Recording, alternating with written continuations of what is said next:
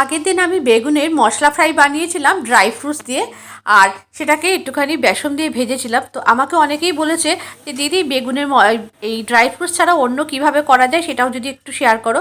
তো তাদের জন্যই আজকে এই রেসিপিটা। আর প্রথম থেকে শেষ পর্যন্ত দেখো, আশা করি ভীষণ ভালো লাগবে। নিরামিষ বা আমিষ যে কোনো দিনে কিন্তু ভীষণ ভালো লাগবে এই রেসিপিটা। শুধু পেঁয়াজটাকে স্কিপ করে যাবে আমিষের নিরামিষ দিনগুলোতে। তো প্রথমেই এখানে বেশ কিছুটা পরিমাণ রসুন, পেঁয়াজ, কাঁচা লঙ্কা আর নিয়ে নিয়েছি একটুখানি স্প্রিং অনিয়নের গোড়াগুলোও নেব, সব কিছুই নেব। সমস্ত টুকরো করে কেটে নিয়েছি এবং খুব ভালো করে ধুয়ে নিয়েছি। একটু বেশ ঝাল ঝাল হবে, খেতে অসম্ভব ভালো লাগবে। নিরামিষ বলো বা আমিষ বলো, যে কোনো দিনে এই একটা পদেই কিন্তু বাজিমাত। এরপরে স্প্রিং অনিয়নের যে গোড়াগুলো আছে সেইখান থেকেও নিয়েছি, একটু আঁশটা ছাড়িয়ে দিয়েছি, দিয়ে সমস্ত কিছু খুব ভালো করে ধুয়ে জলটাকে ঝরিয়ে নিয়েছি। এরপরে মিক্সি জারের মধ্যে সমস্ত কিছুকে দিয়ে মিক্সি জারটাকে পুরো ঘোরাবো না, পালস মুডে এটাকে একটু বারবার থেবে থেবে এটাকে ঘুরিয়ে নেবো, নিয়ে একটুখানি এটাকে পেস্ট করে নেবো। খুব মিহি পেস্ট না, মোটামুটি দরদরা পেস্ট করব। তার থেকে কিন্তু বেশ কিছুটা পরিমাণ রস মানে জলও বেরিয়ে আসবে এইগুলো পেস্ট করার পর। তারপরে একটা ছাঁকনির মধ্যে দিয়ে বেশ ভালো করে এটাকে জলটাকে ঝরিয়ে নিতে হবে। জলটাকে তোমরা অন্য কোনো রান্নার কাজে ব্যবহার করে ফেলতে পারো। জলটাকে ঝরিয়ে নিয়েছি, একেবারে ড্রাই করে নিয়েছি। এরপরে একটা পাত্রের মধ্যে এই যেটাকে এতক্ষণ ধরে পালস মুডে করে নিলাম সেটাকে নিলাম। নেওয়ার পর এর মধ্যে অল্প একটু নুন, একটু হলুদ, একটু দিয়ে দিয়েছি মৌরি গুঁড়ো, আর দিয়েছি একটু চাট মশলা। অবশ্যই আমচুর পাউডার দিয়েছি।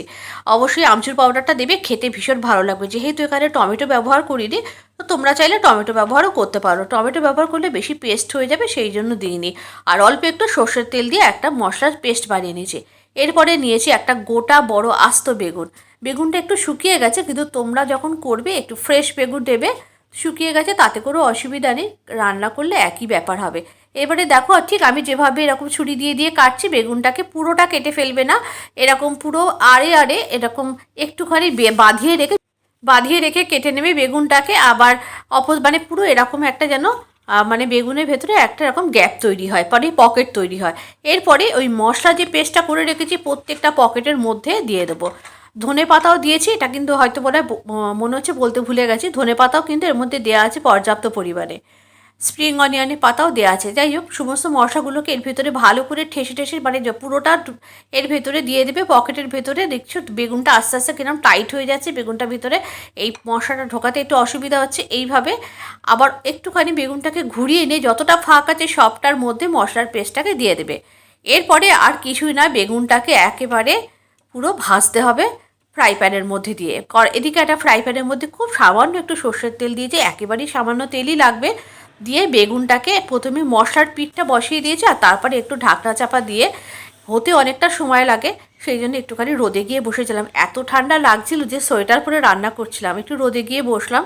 তো ভাবলাম ওই ফাঁকে বেগুনটা যতটা হবে প্রথমের দিকে একটু ঢাকনা দিয়ে দিয়ে রান্না করে নিতে হবে।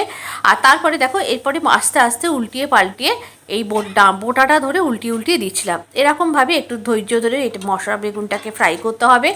আর তোমরা যদি চাও এটাকে কোনো রকম তেল ছাড়াও কিন্তু ফ্রাই করতে পারো, মানে এরকমভাবেই দেবে, কিন্তু কোনো রকম তেল দেবে না। আমি খুব সামান্য একটুই তেল দিয়েছি। আর এরপরে ওপর থেকে একটু আরেকটু সর্ষের তেল আমি দিয়েছিলাম।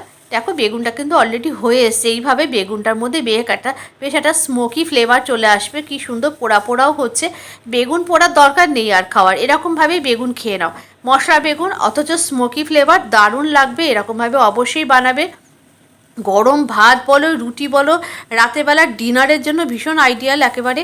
আর নিরামিষ আমিষের দিনে এরকম একটা পদেই কিন্তু অনেকটা ভাত খাওয়া হয়ে যাবে। দেখো বেগুনটা কি সুন্দর দেখতেও লাগছে, আর ভীষণভাবে মানে একদম নরম তুলতুলে হয়ে গেছে।